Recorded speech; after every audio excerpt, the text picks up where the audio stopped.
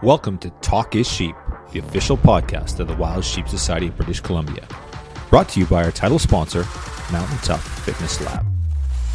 Come along with us as we take conversations that matter to you into the high alpine. We have partnered with Mountain Tough Fitness Lab to help get you in shape and mentally stronger.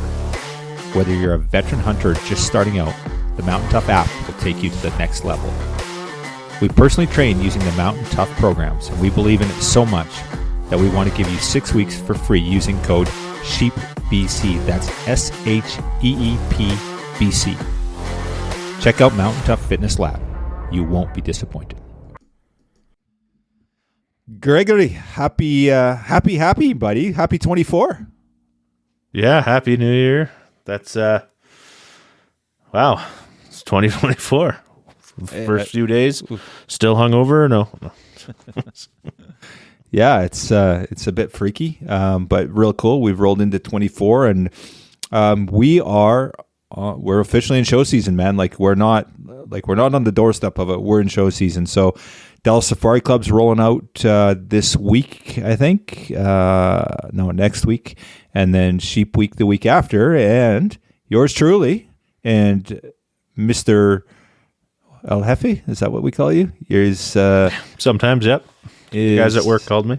Yeah, we're going to be down at Sheep Show, and that is going to be a great event, man. I'm super stoked about Sheep Week this year. Wild Sheep Society BC's got a double booth, just like we did last year, and so we're hoping to see all you there. This is a cool thing about the podcast. I know we got lots of listeners kind of from all around. And lots of you guys go to Sheep Week and gals, and we're hoping you'll come by the booth. And we got some really cool promotions going on. We got some swag. So just come and say hi. We're going to do some podcasts at the booth. Do we have any confirmed right now, Greg? Can we talk about any of those podcasts? We don't have a time, but Friday morning we will have Mr. Adam Foss and Rachel Attila talking about their film.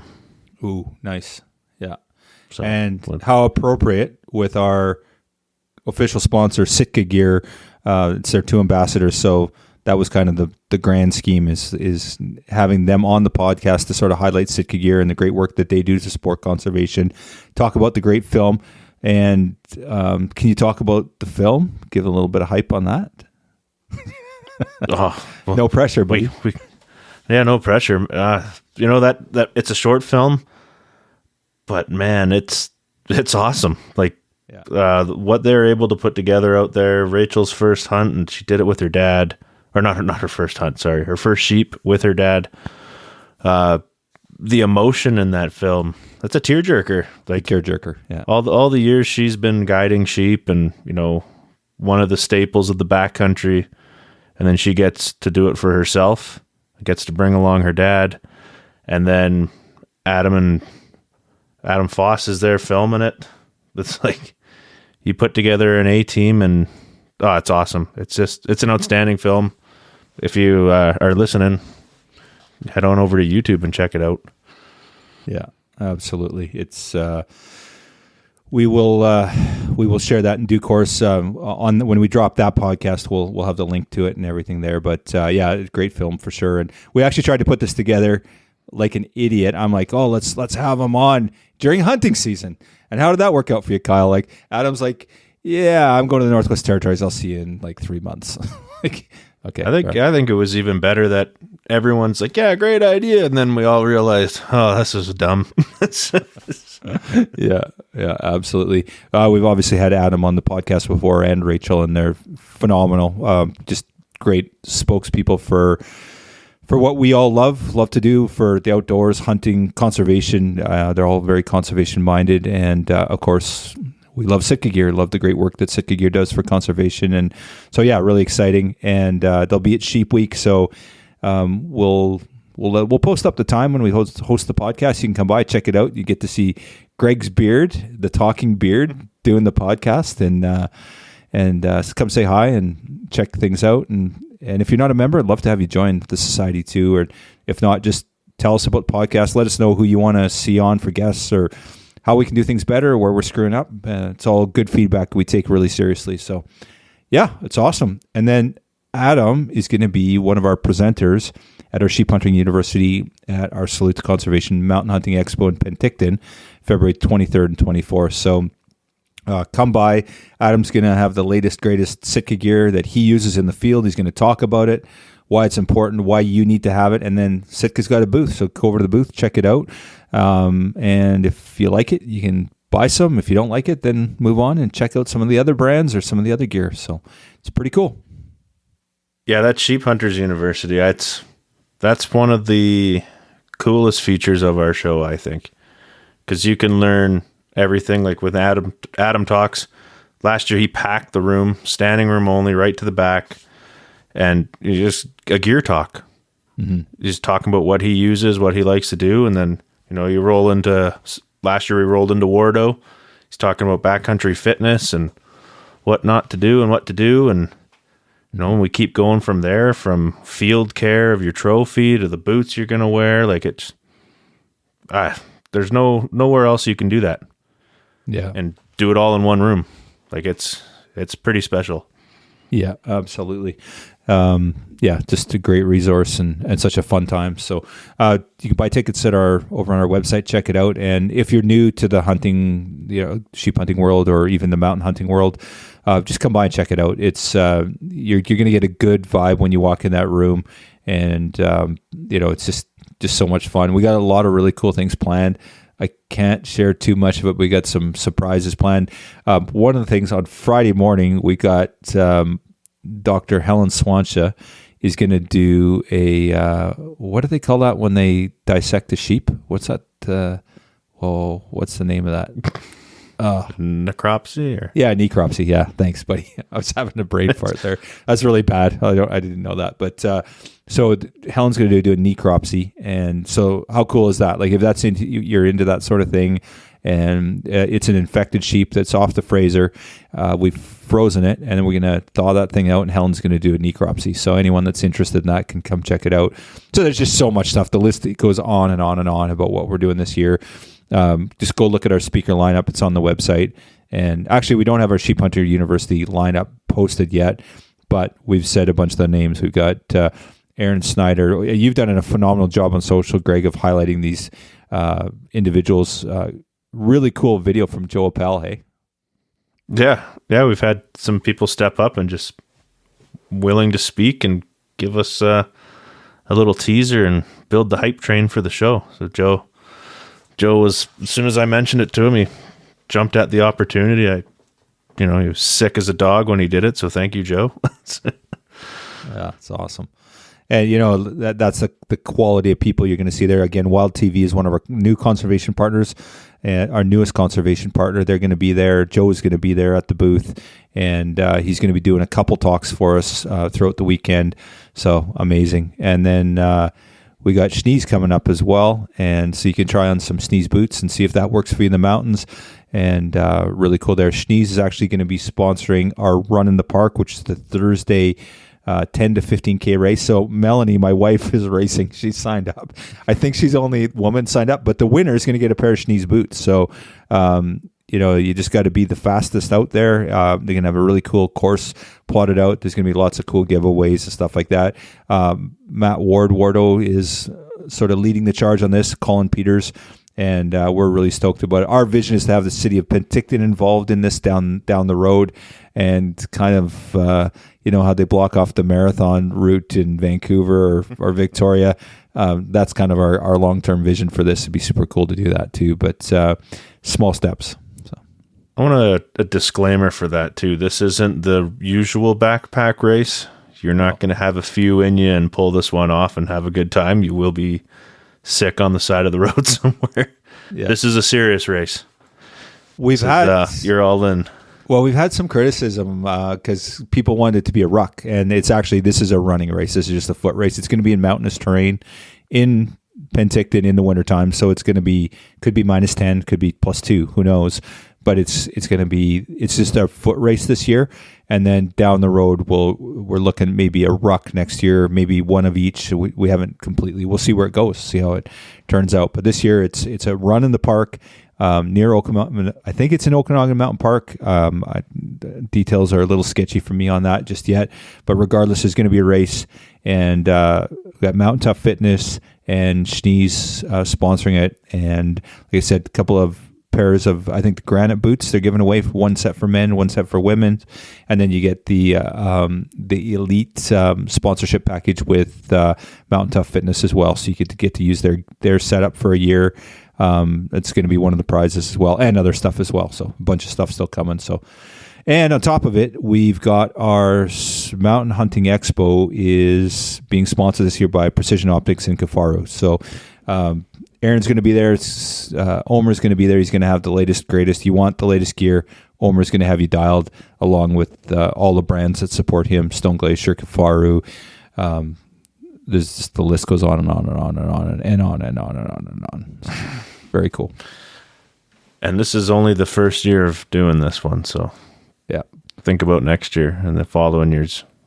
You're going to want to be at the first one, so you're at the inaugural Mountain Hunting Expo. You could be that guy or gal, or they're like, I was there 22 years ago for that first one. There's always that, right? It's I love it. I you go to sheep show and it's like, so is this your first sheep show? And oh, Kyle, I was there in Mount Pleasant on the mountain in yeah, it's so cool. I just love the old timers when you get talking to them about their history, because people have been going to these shows for 25, 30 plus years. It's crazy the level of commitment that people have to wild sheep. And yeah, so be there our first Mountain Hunting Expo. It's going to be a good one, and come to everyone after that. So yeah, well, some of those best conversations are with those old timers that have nothing to do with the show. They're just off in the corner minding their own business, looking to chat to somebody, and 4 hours later you've talked about every sheep hunt they've ever been on, and you're just in awe.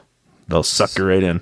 Oh, that's, at the Jurassic Classic, we go there, and where we host it, and you get talking to people, and there's this one guy, I'll say his name, Randy, and his wife Donna come to the Jurassic, right? And they're kind of unassuming. You just kind of quiet, and they're not showy, and they're just really quiet, right? And then you're kind of like looking around the room, and you're like, and everyone in the room's like a sheep hunter, right? Like they're like that. This is kind of people that have gone and done it. They've done the fundraising models, and now they go to the Jurassic because it's a different type of event. And there's people in the room that have got 2, 3, 4 FNAs, and stuff like that. But we were trying to figure out who, not that it's a competition, but we do for fun. Who's killed a sheep? Everyone stands up and, okay, sit down if you've killed one, sit down if you killed. And Randy's standing there like, how many sheep have you killed? And he's like 27 or something. It's like he's hunted all over the world, and you got to pry the stories out of him, but he's so humble and modest, but it's just such an interesting dude. And those are the fun ones, right? And then it's fun too. There's guys that are like, yeah, I'm on my second FNAS, or I killed a 190 inch, and that's fun too, right? It's just so much fun for everyone. And there's not a ton of ego in that room. It's everyone's just kind of there, loves wild sheep, loves conservation, and loves to be hanging out in a room that's with so much passion, right? Yeah, something to be said about hanging out with a bunch of like-minded individuals with the same goals. It's a special place, special team, special family to be a part of. Well said. All right, buddy. Oh my goodness, we've been talking so much because there's so much. We're not excited about the show, right? At least we're not excited about the show. Oh my goodness. But this is a cool podcast. We had some audio issues. I got to apologize, but and it's not Derek's fault. Derek Demun was on the podcast. Unbelievable dude. And he had a construction accident when he was a young man. Traveled the world, super a high adventure guy, snowboarder. He was he was going to travel the world snowboarding. Flew to New Zealand, all around the world, and then he's working construction, trying to make ends meet because he's a hardcore player, going out and doing everything fun in the outdoors. And he fell off some scaffolding and broke his back, his T-8 vertebrae. So obviously paraplegic and just a fantastic dude, and he gets after it, man. Like, check out Derek's Instagram. We've got the link here in the show notes, and the guy he's a machine. He gets out, he gets after it, and he kills a lot of stuff. He kills a lot of really cool animals. I want to see him kill a sheep. I'd love to see him kill a sheep. He hasn't done it yet, but he wants to, and super passionate, and you'll love him. Like I said, there's some audio issues on this one. I apologize for that. Again, not Derek's fault. But you're going to love this chat with Derek Demun. And, brother, you're an awesome dude, and you're an inspiration for me and I'm sure a lot of other people. And just when I see what you go out there, sometimes I go out in a sheep hunt and I'm like exhausted. Like, I can't do this. And then I look at someone like you that just, has everything stacked against him and goes out there and gets it done, man. So a lot of great hunters out there that, battle a lot of disabilities. It's funny. We were talking about Connor earlier, right? So we won't go down that rabbit hole tonight, but and not trying to compare that, but it's that there's a lot of adversity. Hunting's hard for everybody that has everything going for them, and then you throw in a disability like paraplegic. Oh my goodness, it's unbelievable. So yeah, I was just listening. No. Sorry, buddy. No, that's he's an inspiration. When you sent me his Instagram, and you're like, "What about this guy for coming on the podcast?" And I'm like, "Hell yeah, let's." I contacted him. He was excited, and man, can't say enough about that guy. He's something else, and he, like you say, he gets after it. There's no disability holding that guy back. He's all in, and he's a killing machine. Well said. All right. We will leave you with that. Happy New Year, everybody. Thank you for supporting Talk is Sheep, and enjoy this episode with Derek Demun. This episode is sponsored by our conservation partner, Yeti. Thank you, Sitka Gear and Yeti, for investing in healthy wildlife and sustainable ecosystems. Well, good afternoon, Derek. Great to see you. Great to be on the podcast, and stoked that we can finally connect. Yeah, thanks for having me. I'm pumped. Thanks for having me on. Right on. So, first, the one thing I want to first acknowledge is that you're a kick-ass hunter. So when I look at you, I'm seeing you. We're looking at each other today. Physically, I see something different than I'm used to. But when I look at you, I look at it as a hunter, a killer, highly accomplished guy in the backcountry, and for that, highest level of respect. So, but the story is much bigger than that. It's not about killing or hunting. It's that's what connects us. But so let's kind of, I guess what makes you different from the average hunter. Let's start there. Cool. Yeah. So my name's Derek. Yeah, I'm 35 years old, and so right when I was 20. Right before my 21st birthday, actually, no, I had just turned 21, and about 3 months later, I was working a construction job on my journey. So, forgive me, rewind a little bit. Right out of high school, I started traveling the world snowboarding, and I was I would get our winter, and then I would go for our summer. I would fly south of the equator for their winter and just get all year winter all around. So I was just snowboarding all year round. And I had found myself up in Lake Tahoe, and I was working a construction side job to earn money for my plane ticket. And I had fallen off a roof, and I broke my T-8 vertebrae in about 8 pieces, and it left me in a wheelchair. But those first couple of years were extremely hard to get through, and but once you get out of that pit, and then I was introduced to the outdoors and deer hunting. My first hunt was a doe hunt, and that just got the ball rolling, and I'm absolutely addicted to the outdoors now. So it's a blessing in disguise. That's awesome, man. So, reading about some of the stuff you've done and accomplishments. And so before we even get into the hunting stuff, let's talk about your early days. You were you were an outdoor guy. You weren't a hunter, but you were diehard, outdoor, like big into snowboarding, I think, and a whole bunch of stuff like that. So you were really attached to the outdoors, just hadn't found your niche in the hunting world Yeah, yet. absolutely. I would be on. So my main thing was backcountry snowboarding.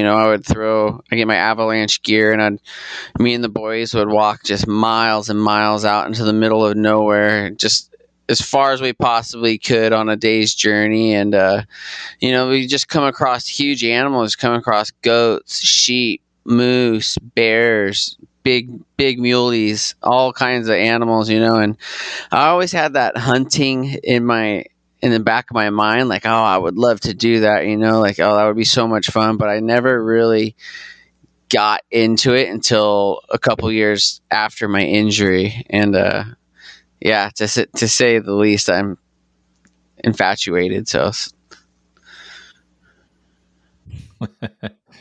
So yeah, I guess they talk about adult onset hunters, and although you got into it pretty early, I think you were in your mid-20s by the time, but you weren't doing it, I guess, when you were 14 or 15, as much as you are now. So let's talk a little bit about what role did your injury play? Was there kind of, had you been able to continue your life and been snowboarding and sort of traveling and doing all the stuff that you would have typically done, that normal path you would have taken, did that impact it? And did you kind of like, oh, I can hunt. This is a new thing I can do that, with my injury, this is something I could still pursue? Or how did that evolve? What role did your injury play in leading you to the hunting world? So yeah, well, after when I was snowboarding and doing all that, it was the adrenaline, and not just the adrenaline too, but the absolute peace of being out in the woods, being out in the mountains, and not a sound, not a person around, and so trying to fill that void, since I wasn't able to quite, I couldn't snowboard anymore. You could still do the sit ski and whatnot, but it wasn't the same. So looking to fill that void of finding the peace along with adrenaline, happened when I actually harvested my first doe. And I wasn't, I was like, oh, I could shoot paper targets. I was like, oh, buck fever. I'm not getting buck fever. I'll be fine. Da da da da da. And it wasn't even a buck. It was a doe. And I'm like, hyperventilating. I'm shaking in tunnel vision.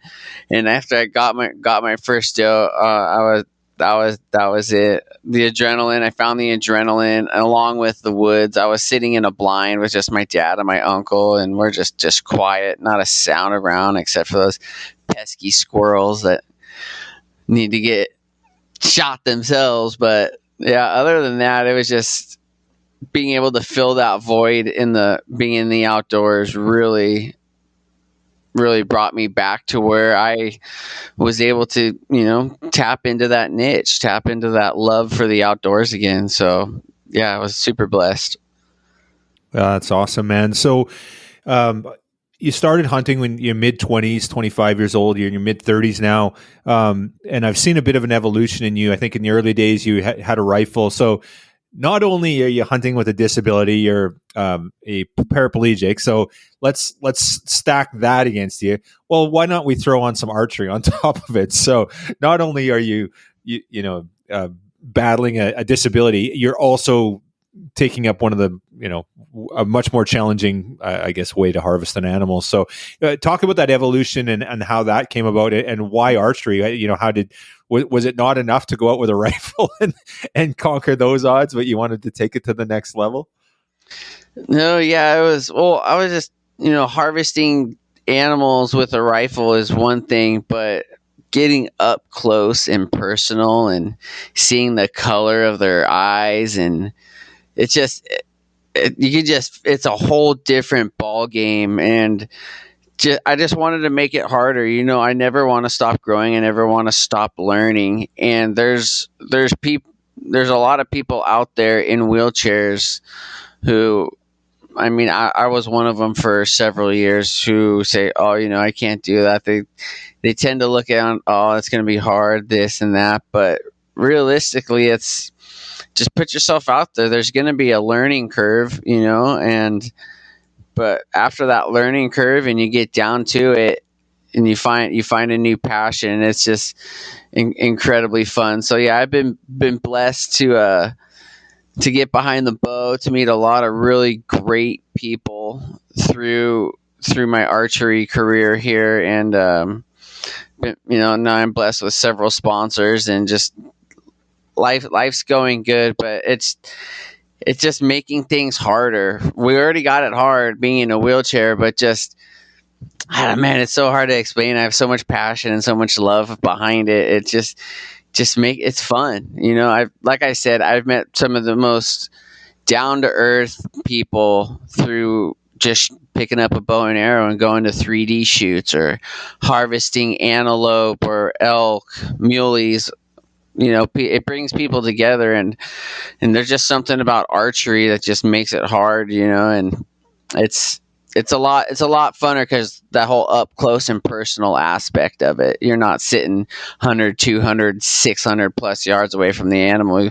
You got to get up close and personal. And with me being in a wheelchair too, I gotta look for sticks. I gotta look for rocks, and just finding a path to get near the animal, let alone harvest the animal. It just makes it all that much harder. And I've been busted several times because I roll over the wrong stick at the wrong time, but it's the game we play. It makes it funner.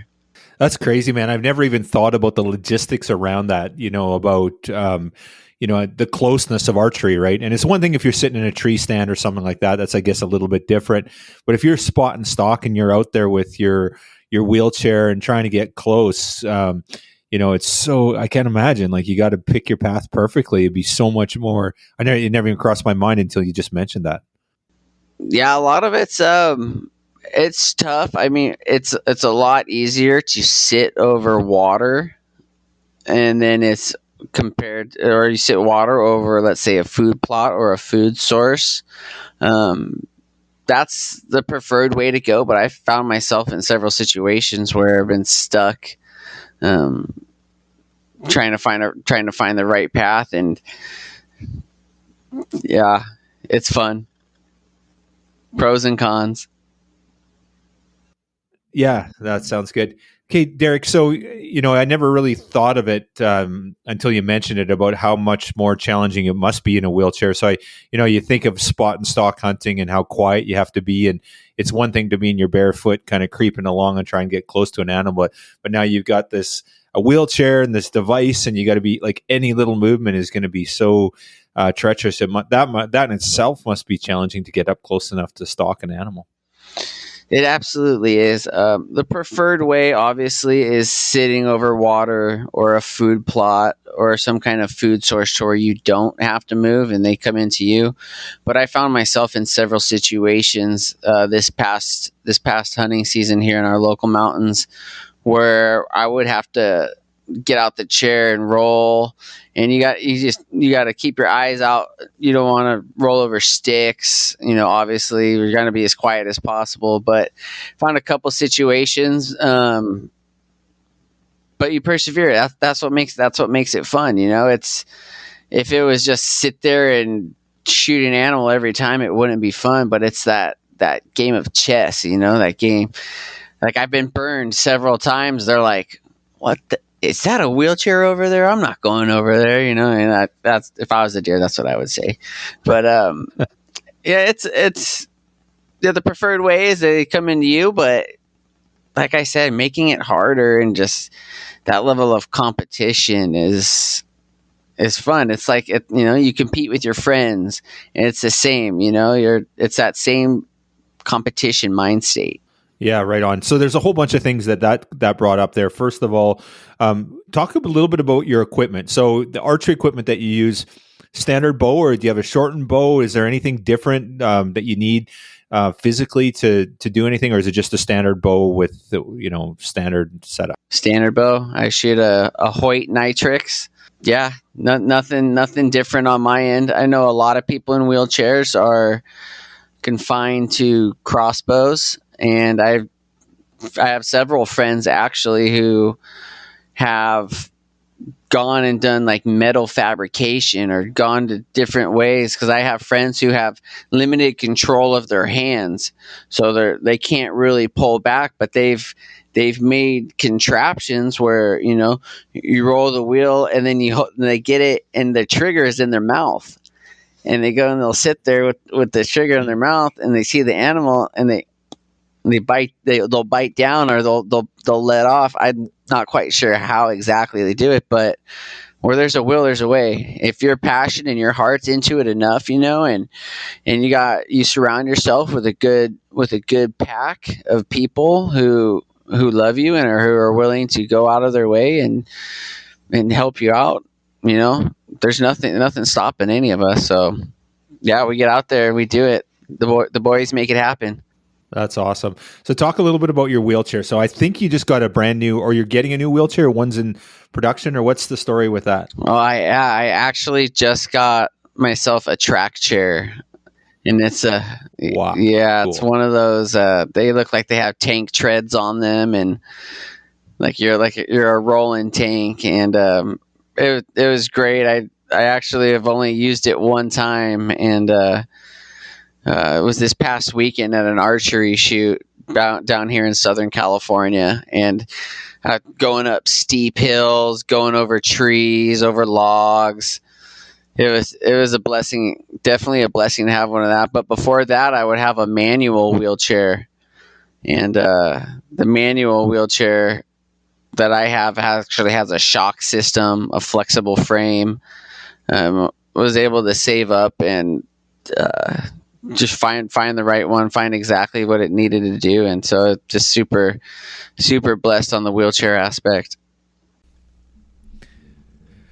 All right, Derek. So let's talk a little bit about this track chair. What is so? This is brand new to you. What kind of range do you get out of this thing, and how good is it for hunting? So far it's done pretty good for me. It goes about 7 miles as the crow flies, or 4 hours, but it all depends on the type of terrain you're using. Like if you're going just down a regular paved road, you'll get that 7 miles as the crow flies. But when you're putting vertical on it, you're going through different terrain, mud, rocks, dirt, over logs. You're going to put more wear and tear on that, and more demand on those batteries. So that's going to mess with it a little bit, but it definitely gets the job done. And but I have several friends who are who are electricians, and we're going to attach a little solar panel to the back, so my batteries are going to be charging as I'm riding. Hopefully, that's the premise anyway that we're trying to aim for. But if that works out, I'll be super stoked.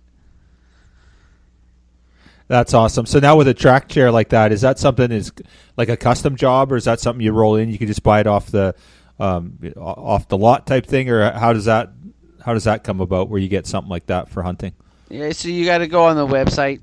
I think it's trackactionchair.com, and then you go and you put an order for it, and I think from there, from my understanding, they build it from the ground up, and it takes about 6 weeks.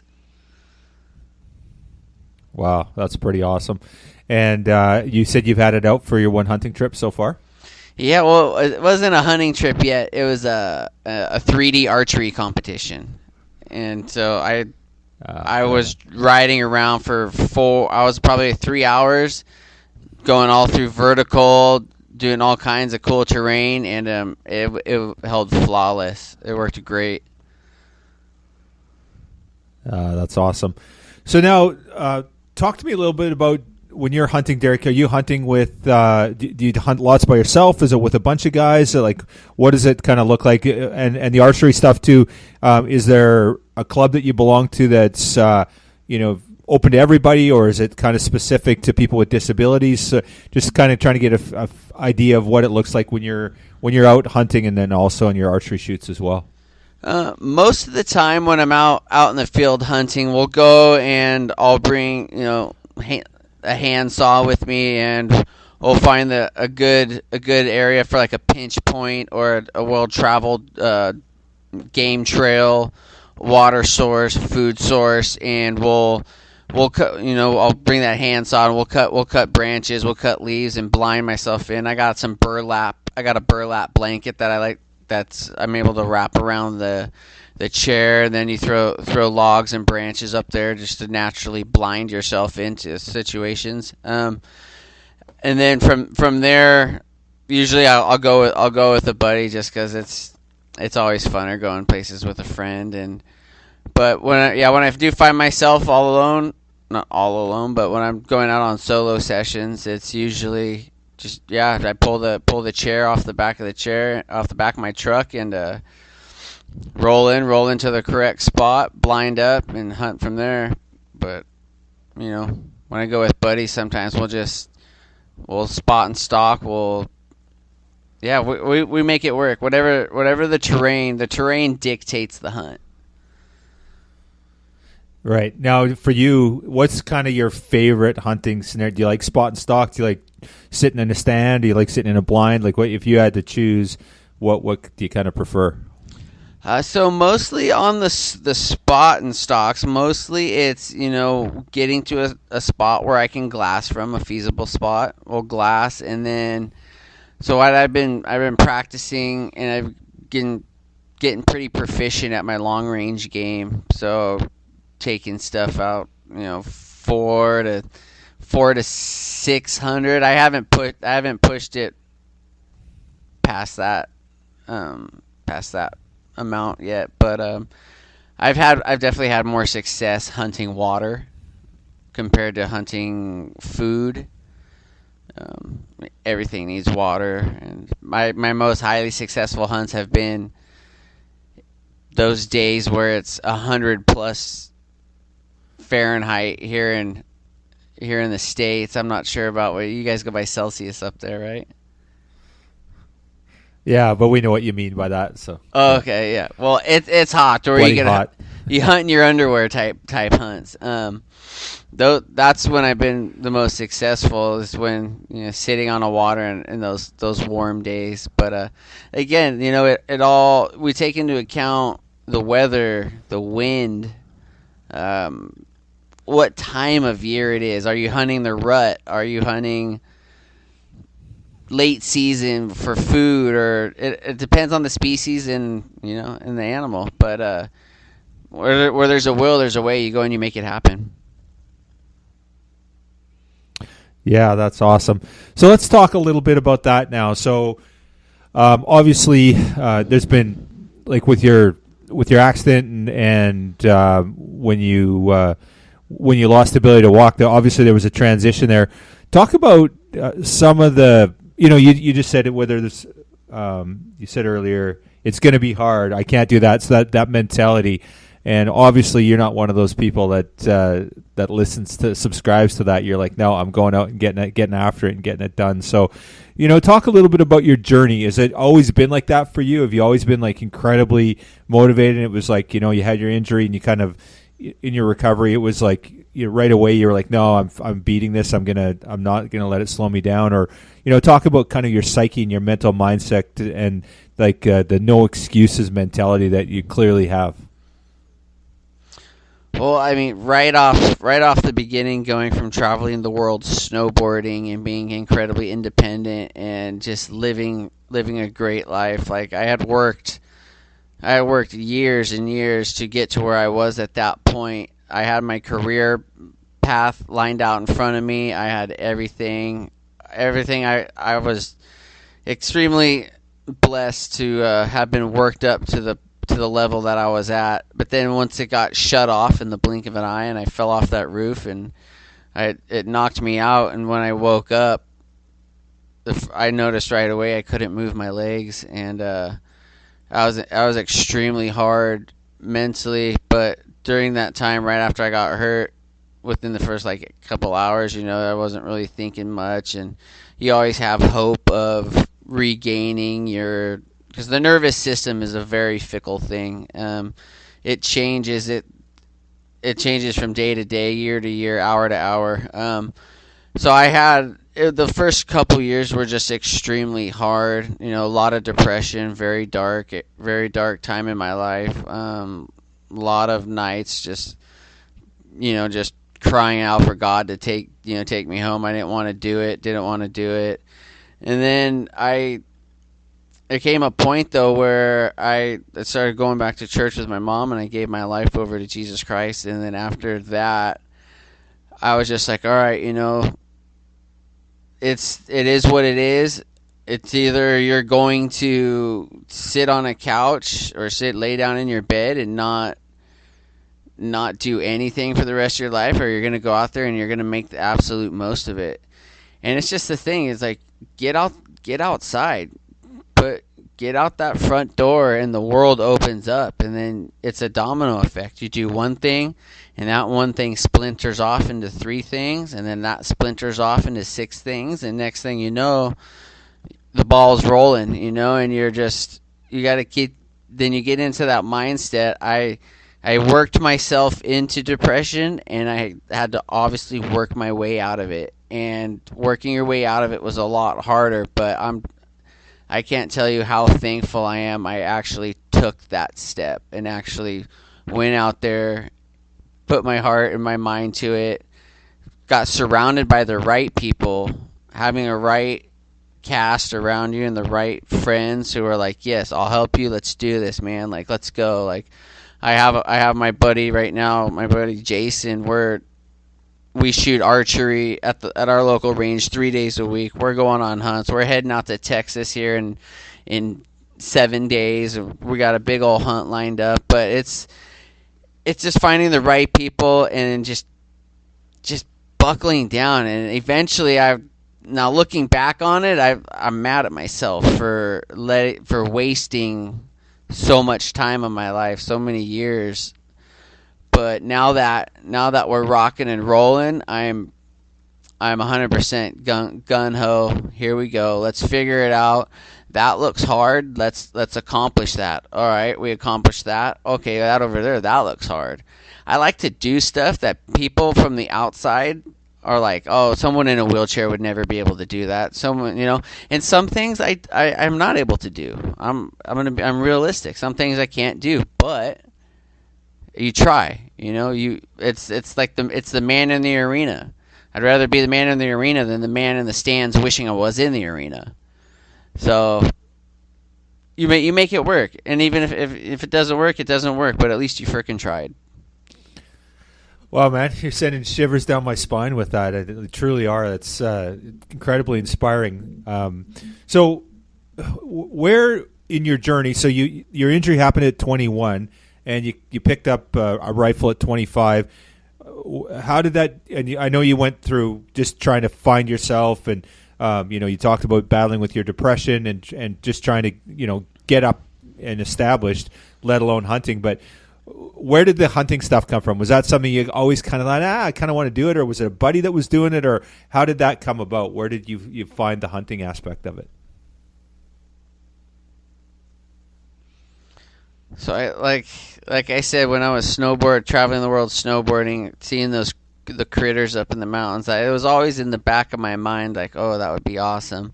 But I never really got into it until I had mentioned it to my uncle, and my uncle's a big time hunter, and he had the opportunity. He did some work for a friend out in Kansas, here in America, and instead of paying him, the guy was like, "Can I give you a whitetail hunt?"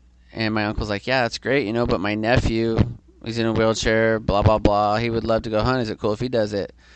Yeah, the guy's like, yeah, no problem. So I've been going out there and was able to harvest my first doe. And ever since that first doe, it was an avalanche. And I just wanted to catch it, get every single animal possible out there. So. Yeah, that's awesome. And you've done a lot of really cool hunts. So, when you think back over, the last decade of hunting that you've done, what sort of stands out as the most exciting or the best hunt that you've been on? Can you recall one that sort of comes to mind yourself? My most exciting adrenaline-packed hunt was when I harvested a 12-foot alligator down in the southern tip of Florida. It was an absolute insane. I mean, when you look back on it, it was only a 10-minute a 10-minute window within a several day window, but when it came down to actually harvesting this alligator and how much stuff went into it was absolutely insane, and it was a great story. I'd love to tell it if you let me, man. I get passionate. I absolutely love it. I want to hear about it. I love the passion, dude. Let's talk about it. Come on, let's go. Cool. So, yeah, we went down to a lake called Lake Okeechobee, and it's the biggest freshwater lake in the United States outside of the Great Lakes, like, Lake Michigan, Ontario, those guys up there. So we go in, and we fly in, and we get in there, and we meet up with an outfitter, he's a pretty popular guy on Instagram down here. He goes by the name of Python Cowboy. He does a lot of alligator hunts and iguana hunting and stuff like that. So we're on a boat. It's probably a 15-foot center console boat, and we're going out. We get up in the dark. We're smashing out on the boat, and it's my first time looking for alligators, so I had no idea what I'm looking for. I get my binoculars up. I'm glassing, and all I see is logs and bushes and stuff floating in the water. I'm like, man, there's a lot of debris out here, and I see my first alligator, and as soon as that sun came up and the sunlight started reflecting off of their eyeballs, there was alligators everywhere. It was absolutely insane. There had to have been over 50, 60 alligators within the vicinity. And so the way we were hunting them down there is we get a raw chicken, and they wrapped a rope around the raw chicken, and from there they would tie it off to, it was about 300-pound fishing line into a 2-holder, or not a fishing rod that you would catch. And we go, and we had the chicken, and we spot the right gator. And, we go and open up the bail on the fishing gator. We get past the gator, and we start bouncing the chicken like you're jigging for bass or jigging for fish. You're just bouncing that chicken on top of the water, and it's and that alligator focuses on that vibration on top of the water, and the alligator that we were targeting swam over to the chicken and swallowed it. He smashed it, and It was just cool to see, because they take it and they have, or not on their neck, but inside their neck. So when they eat food, the water esophagus, and so he grabs it. But then what they have to do, they throw their head back, and it opens up this flap, and then they're able to swallow. We go, and he swims down to the bottom of the lake and lets it marinate down there in his stomach, and lets his dissolve all the meat and whatnot. So we go, and then we throw in the trolling motor, and we got the trolling motor, and we slowly crept on top of this alligator. We got right on top of him, and we reeled him up, and right when he got to the top, I had a crossbow, and I was able to shoot him with a crossbow. So what you're doing, you're trying to aim. There's a small softball sized area behind their eyeballs, and that's where you're aiming for, that brain. And when I shot him, his head had dropped a little bit, so it actually went through the crossbow went through one cheek and out the other, and he did not like that at all. He was infuriated, and he started smashing back and forth. His tail was bashing up, and the boat's rocking. And I don't know if you guys are familiar, but the boats have the hole, and then in the front of the boat, there's like an elevated platform for where you would fish from, like you're bass fishing, or you're fishing from that front platform. And And we get up there, and I'm up on that front platform, and my dad's holding the back of my wheelchair, and he's holding on. The boat's rocking back and forth from this alligator smashing up against the boat. Captain's yelling, "Everybody hold on tight, hold on tight." And we're going back and forth, rolling, and the alligator comes by. We steer him over to the other side of the boat, and the outfitter hands me a harpoon. And he handed me the harpoon like I was so full of adrenaline at that point. That's kind of silly looking back on it now, but I yelled like a caveman when I was throwing this harpoon, like I was hunting woolly mammoth or something. And I chucked this harpoon, and I chucked it, and I got the alligator. So what the deal is with that harpoon is you get line A in case line A breaks, and you get a line C in case B breaks, and you just try to get as many lines into it as possible. And so we were able to get that harpoon in, and then once I got the harpoon, we were able to they have what's called a bang stick. It's about a 6-foot rod, and at the very tip of it, some of them have shotgun shells, but this one had a .357 Magnum round in it. And it's kind of like a harpoon, but you don't let go of it. You just jab the back of the alligator's head with it, and that put him out. But that whole area right there was absolutely insane. Wow, man, that's crazy. Were you in your chair this whole time? Like, were you in a wheelchair? Like, because that, you're on a boat, you got an alligator basically attacking, and then you're in a wheelchair on top of it. Like, talk about dangerous.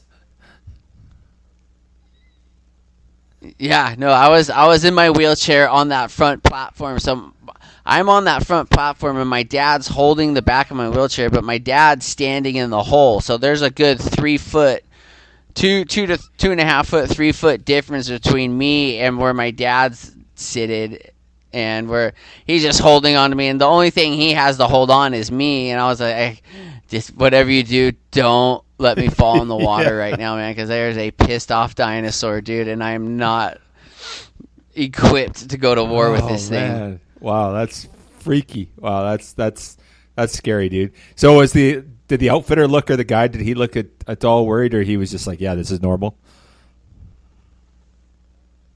No, I don't know if he was worried, but he was like, that was absolutely insane. Like, that's why you try to hit that softball-sized area behind their brain. Like, we all want to make quick, ethical kills. That's our goal, to make it easy on the animal, and but with the move, we're on water, it's rocky.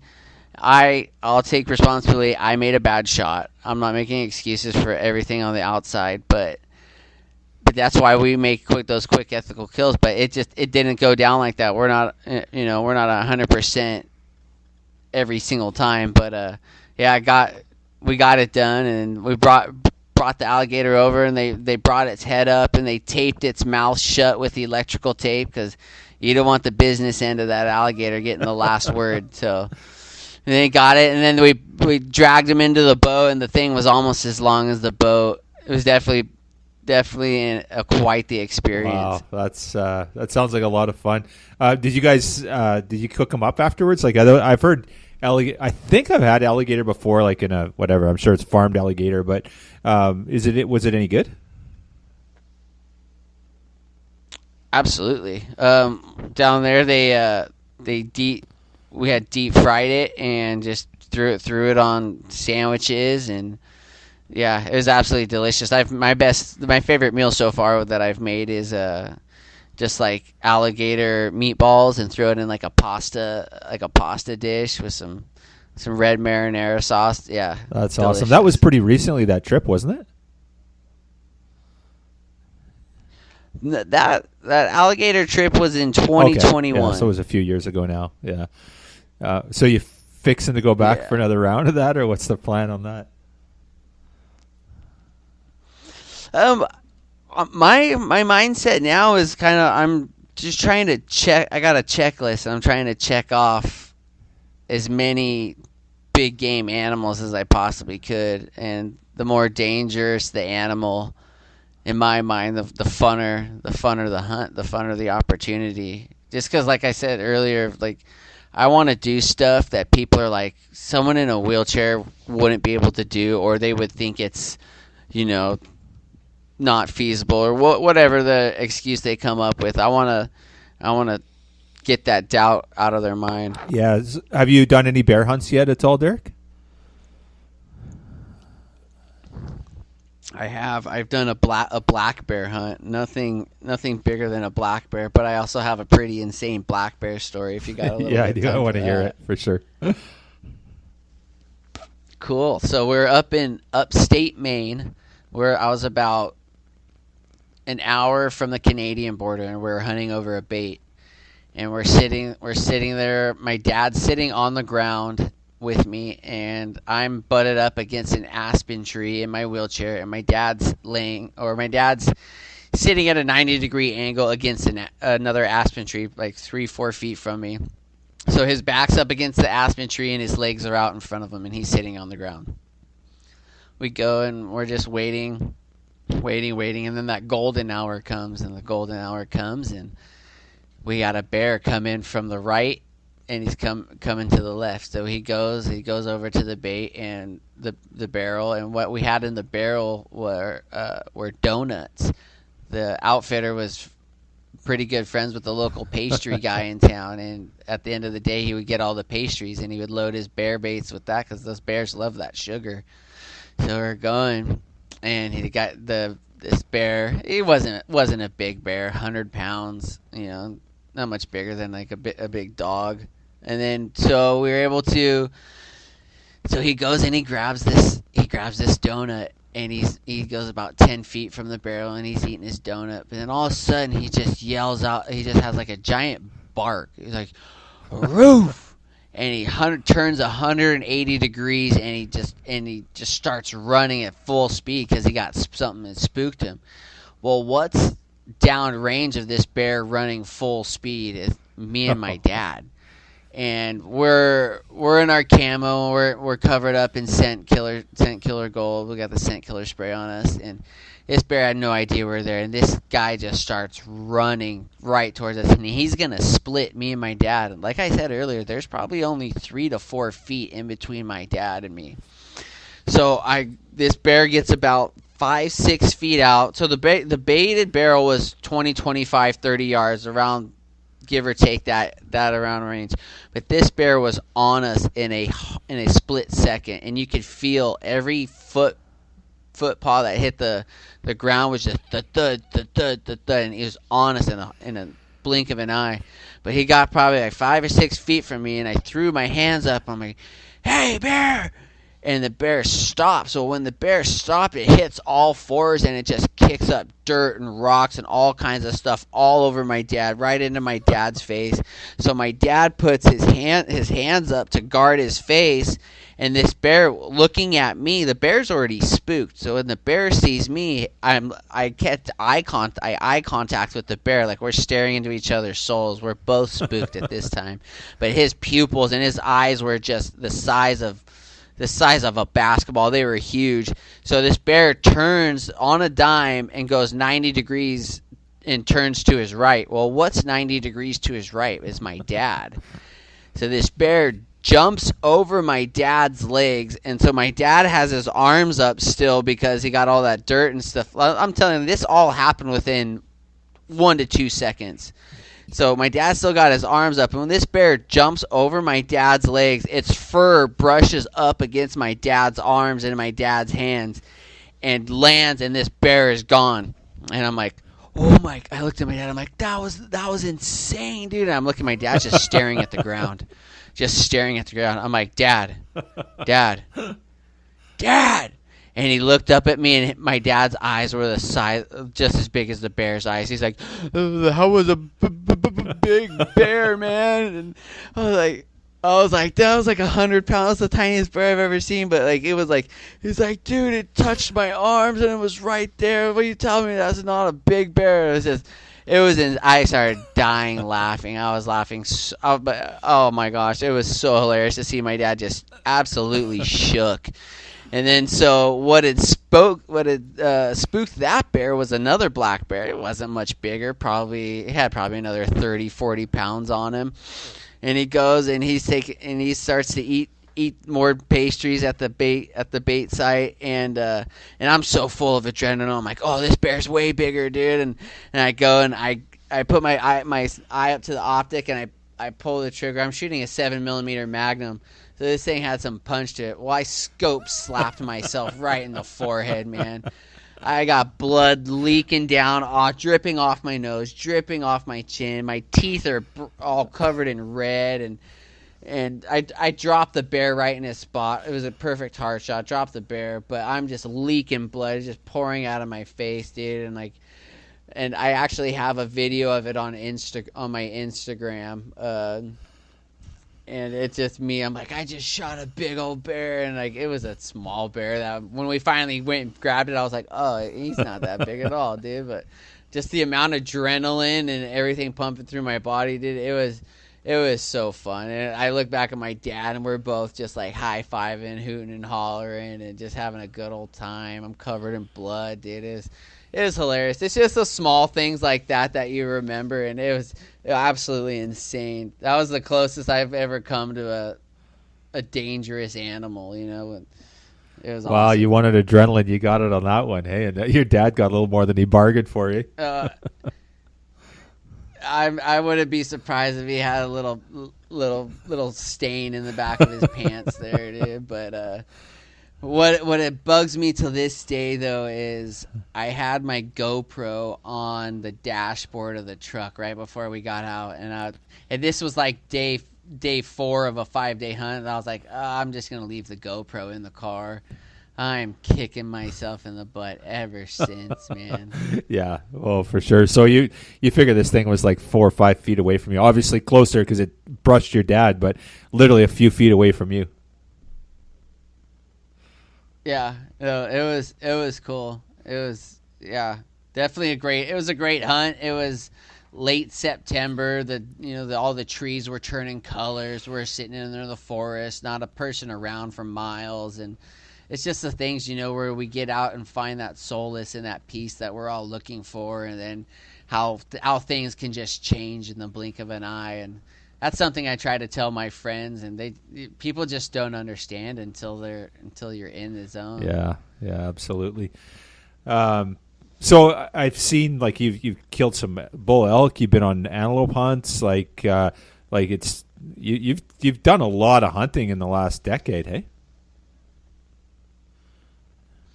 Yeah, I try to go on about 3 to 4 big game hunts a year. And then you got your small ones, your coyotes and stuff like that. But I have the blessing of being able to work with my hands. Me and my dad build nice high-end furniture, and we're doing pretty good. And I got a photography business on the side where I do sports photography, and where I'm at in Southern California, it's a really big surf scene, so I'm able to do a lot of videography and photography for a lot of the companies down here, and all my money goes to food, a roof over my head, and hunting. I love That's it. That's all I care about. I love it, man. That's awesome. So what was your first archery animal then? What was the first animal you took down with your bow? I was actually able to get a pronghorn. My first, yeah. They got several names: pronghorn, antelope, speed goat, whatever. Yeah, but it was a pronghorn, and it was in eastern Colorado, and I was hunting we had got permission to hunt a property, and on that property we put up a blind on the water. We had a water trough that we were hunting where all the cattle from the ranch would come and drink the water. And it was the only clean water around for several square miles in that area. So it was very frequent and visited very frequently. That's what I was going for. I get all excited. That's awesome. All right, but yeah, we went and I got it up, and yeah, he came in 20 yards, and it was cool because I was with my niece, and he actually came in from behind the blind, and they come in downwind to get to that water. But Luckily, he didn't smell us, and it was cool because when I'm in my wheelchair and we're hunting water, I throw my brakes on and I'm not able to rotate or do anything like that. So I had my niece was guiding me. She's like, "All right, you can move. All right, don't move. All right, you're good. Don't move. All right, you're good. Don't move." Until that thing came into the corner of my eye, and I was able to actually get it, and it came in, and it was getting some water, and I put my arrow right in its pump house. This thing stuttered back about 5 feet and then went back to get water. Didn't even know it was hit. Knew something had happened, but didn't know it was hit. Went, got a drink of water, and tipped over right there. And yeah, the first one with a stick and Is string. that pretty rewarding? Like you've killed a lot of stuff and done a lot of things, but was there more reward knowing that you've done it with a bow and arrow? Absolutely, because I could count probably 30 different times this antelope looked directly at me, directly into my eyes, because it was that we were in a blind, and it knew that thing shouldn't be there. It's never been there before, but I'm so thirsty, and it was 100 degrees out, so I'm in shorts and no t-shirt. My niece is in shorts and a shirt. And we're sitting there just sweating, baking in this blind. There's no wind that day, so it was just pure heat. Yeah, it worked out great. Oh, that's awesome. But like I was saying earlier, it was just getting that close to an animal, and playing the cat and mouse game. Because you're at a rifle, you're able to poke it out from a distance, but it's that whole getting close to the animal, feeling it's just, you can feel it feel you, it's, I don't know. That's cool. Awesome, man. How often do you shoot? Is it 3 times a week or something? Is that what you're saying? You go 3 times, or how often would you say you get to the range? Trying to go to the local range. It's not too far from my house, so I'm going down there. Where I live at here, you're not allowed to shoot in your backyard, so I got to go out to the range, and go to the range about 3 times a week, and just getting dialed in.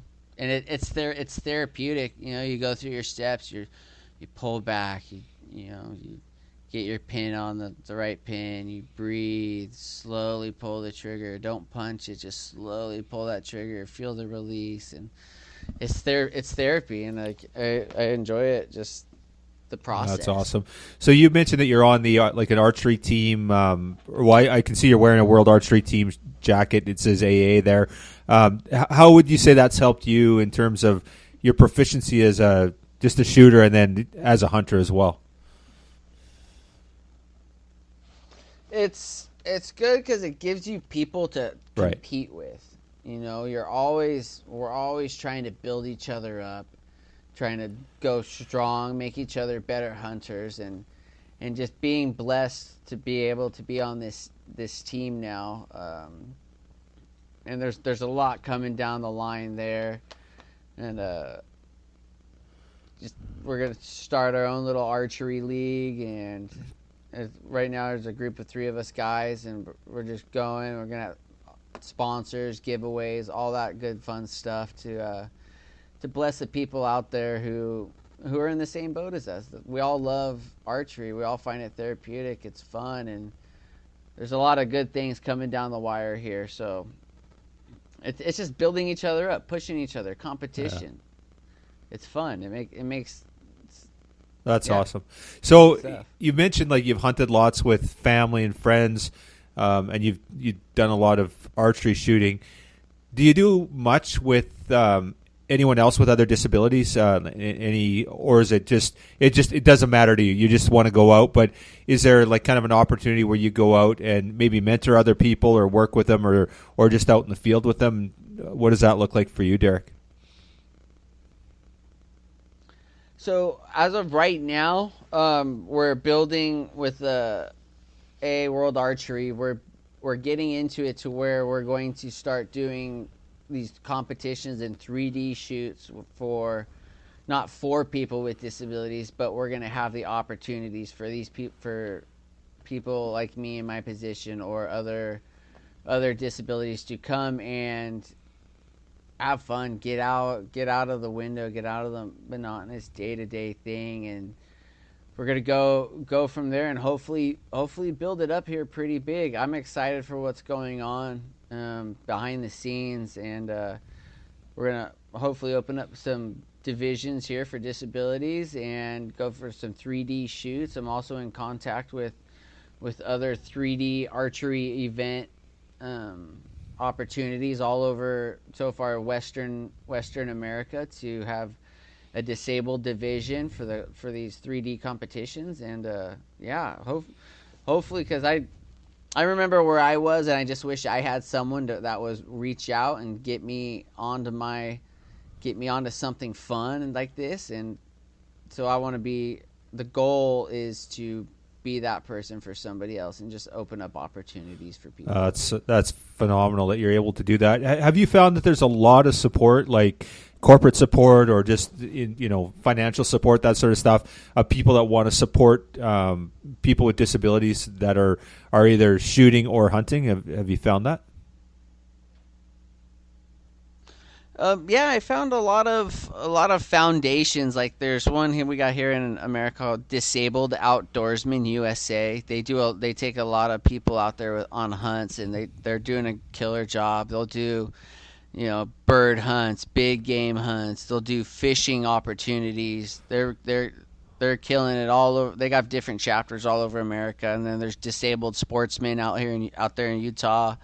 There's the High Fives Foundation, based out of Northern California. They're doing they're more towards like action sports, but hopefully we could get some outdoors and archery going on with those guys, and just reaching out, just trying to network and make as many friends as possible. And there's a lot of people who are willing to help, and that's one thing that I've realized too, is the outdoors community is just everyone's so friendly, and everyone just wants to see people have fun and get stoked, and people out there with disabilities and in wheelchairs and whatnot, that there's not a lot of people who are trying to do it, but those of us who are out there doing it are definitely thankful and definitely stoked that it's a family. We're all a big family, no matter what situation you're in. Yeah, right on. We've got a guy up here in Canada. His name's Rick Hansen. And Rick's been he's disabled and at a very young age, and same thing. He's just enamored with the outdoors, hunting and fishing, and very active with sturgeon fishing and conservation, but also just getting after it and getting outdoors and hunting and shooting and a whole bunch of all that stuff. And just a real inspiration in Canada for us here too as well. Yeah, Rick's a good dude. I've talked to him several times. Oh, right on. Yeah, he's absolutely phenomenal. And it's interesting. Myself, Derek, I grew up out in the country in the middle of nowhere, and one of our neighbor friends was he was a quadriplegic, and he had a van, and he could drive it himself, and had it all set up, and he would get out and he would kill a deer every year, and he'd do it by himself. I don't know how the heck he got it and cleaned it, but he was one of the better whitetail hunters out there. He had a special permit so that he could hunt like that, and he was a killer, man. He did such an amazing job, and he was an inspiration for me just as a hunter. And I couldn't imagine accomplishing what he did, let alone with a disability. Right? It was phenomenal. Amen. Like I said, like where there's a will, there's a way, and just overlooking the negatives, you go out there and crush it. The world is yours. Go out there and take it. It's not no one's gonna. You're on your own basically mentally. No one's gonna come and just gift wrap you life. You got to go out there and take it. And it's like I've heard lots of success stories, and it warms my heart, man. It's cool to see. It's just cool to see, and the happiness and the joy, and yeah, it's just getting out there and getting out of the window of being disabled, because it's always on from a disabled person. We're always judging ourselves compared to an able-bodied person, especially if we were able-bodied and then disabled. You kind of are always like, oh, this is what it used to be like. This is what it used to be like. I remember this, but you go out there, you make it your own. You do what you got to do to live life, dude. And it's tough, but we're a different breed. So that's awesome, man. It totally inspirational. And it's super exciting to hear that, and yeah, incredible. So let's talk about what's the plan for. You said you're going to Texas with a buddy now. What kind of hunt is that? Yeah, I'm taking off here in 7 days. We got the opportunity. Met a great guy who's got property out there. He's allowing us to harvest any 2-axis deer. Awesome. So it's a buck and a buck and a doe, or a doe and a doe.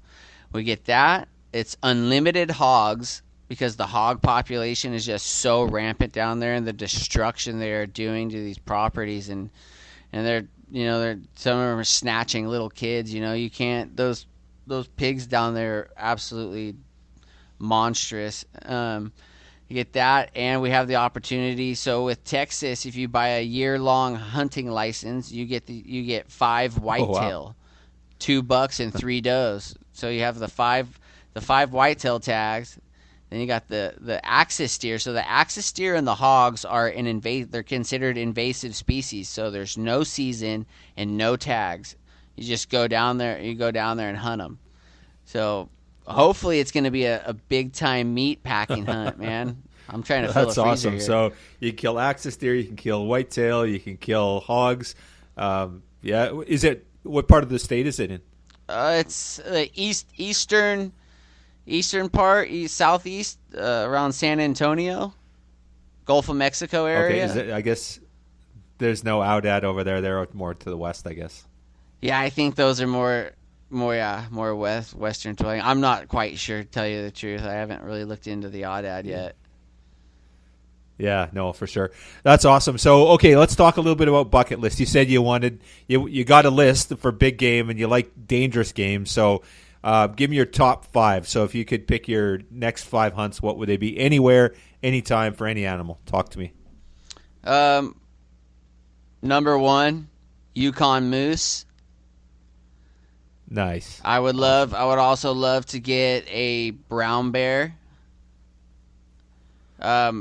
I would love to go down to New Zealand, get a red stag. I would absolutely love to get a sheep. A big old ram would just absolutely be phenomenal in my eyes. And then you got all your Africa critters that you could bring about. One of the main things I want to get down in Africa is a baboon. As weird as random as that sounds, they're just so mean, so gnarly looking. Like but Africa's a whole new ball game down there. There's so many great animals down there that you really can't go wrong. Or a kudu would be amazing too. They're absolutely gorgeous animals. Yeah, absolutely. Well, that sounds like a pretty good list. Mine's not too far off either. So, yeah, it'd be super cool, man. So, you said sheep. Is there any kind of sheep that you have in mind? Anything like you thinking Dall sheep out of Alaska? Are you thinking about bighorn sheep in the lower 48? What are your thoughts there? I mean, I'm not a picky guy. Yeah. I'm gonna start. We got some sheep down here in some of the local states. Some desert bighorns. Yeah. I would love that, and honestly, I would just love to check them all off, and it's not even necessarily about the animals. It's the whole adventure, being in the wheelchair. Every time I go on a hunt, you run into different logistics that you gotta. It's a game within a game. There's objectives within objectives within objectives. It's the domino effect. You come across a problem, you conquer that problem. You get to the next problem, you conquer that problem, and then when you look back down the line, you have a killer story, and I'd rather be rich in memories than rich in money, or rich in memories than have any regrets. I'd rather on my deathbed I want to be telling stories and reminiscing about stories than being like, oh, I wish we would have done that. I wish I would have done that. So it's just putting myself in hard positions and seeing if I could come out on top or not. So yeah, that's awesome. Just out of curiosity, on your hunt in Texas next week, are you taking archery? Are you taking your bow? Are you going to take the rifle? Or are you taking both? What's the plan? I'm gonna be taking both. So I feel comfortable with my bow up to 50 yards. Past that, I'm a great shot. I trust my shot, but then you have to deal with ducking animals and stuff like that. So I a lot of times I cap myself off at 50 yards, and so with Texas, I'm able to hunt with both rifle and a bow. So I got a 50-yard cap on my bow, and then anything past that 50 yards, I'm going to be getting with the smoke pole. Yeah, right on. That's awesome. Just out of curiosity, you shoot is it a 7mm, you said, for a rifle? No, so the 7mm that I shot that bear with was actually the outfitter's rifle. Okay. My deer hunting rifle, I got a 30-06 and a 6.5 Creedmoor that I bounce back and forth. Okay, yeah. So 6.5 for smaller game, and then the 30-06 for bigger stuff, or just not necessarily? Not necessarily at all. That 6.5, it's a Browning X-Bolt long range rifle. Then I got a pretty good loophole scope on it. So nice. That's usually it depends on the terrain. Like if I come across find myself in positions where I have to shoot longer distances, then I'm going to be taking that 6.5. But that 30-06 basically is my 200 and closer. Right. Round. I just don't have the right optic on it for it to shoot farther. Yeah. Do you know off the top of your head what that X-Bolt has for an optic? Like the Leopold, is it a VX5 or what? Do you remember what it is? Yeah, the VX5. It is. Yeah. They're. I've got an X-Bolt, and I think that one's in a 300, and then I've got a couple of Leopold's different scopes, and they're I'm a fan for sure. They're awesome. Great product for sure. Yeah, great glass for sure. Yeah, absolutely. Yeah, right on. Okay, so anyone that wants to check out you, Derek, where do they go? Where's a good spot to check out what you do and learn more about who you are? Cool. Yeah. So I do most of my stuff on Instagram. It's T8 _outdoorsman. That's T8 _outdoorsman.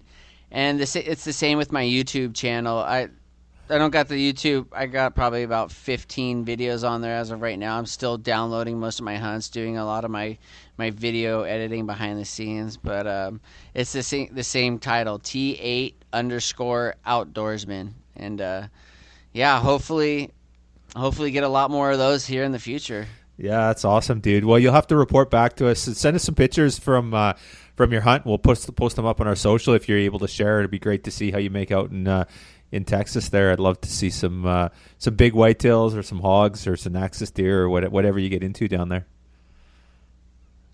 Absolutely. Yeah, I'll have the camera running as well. So nice. Hopefully get some cool shots. Yeah, that's awesome. Well, Derek, thank you so much for chatting to me today about all the great stuff that you've done.